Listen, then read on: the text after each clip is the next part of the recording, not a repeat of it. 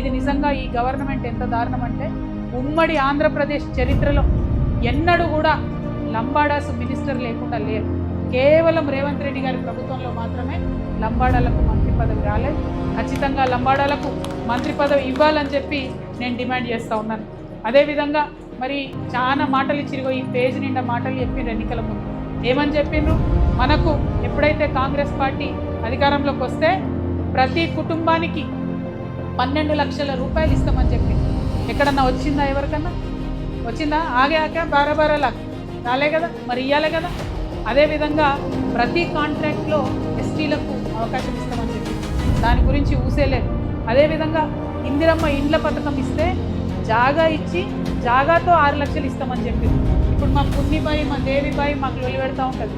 మా గల్లీలో ఉన్న ఇండ్లే గుంజుకుంటా ఉన్నారని చెప్పి కొత్త ఇండ్లు ఇచ్చుడు మాట అటు ఉంచి.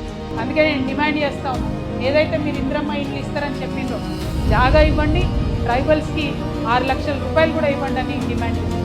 ఇక మా అన్నదమ్ములందరికీ తెలుసు అసైన్డ్ భూములు ఇచ్చిండ్రు అప్పట్లో మనకు.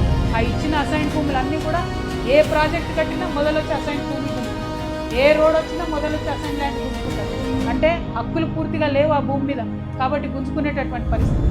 రేవంత్ రెడ్డి గారు మేనిఫెస్టోలో పెట్టి నేను వచ్చినాక అసైన్డ్ భూముల మీద మాట తీసుకుంటా, అసైన్డ్ భూముల మీద చర్య తీసుకుంటాను, కానీ ఇంతవరకు ఒక మీటింగ్ పెట్టినట్టు కానీ దాని మీద ఒక ఆలోచన చేసినట్టు కానీ కనబడలేదు.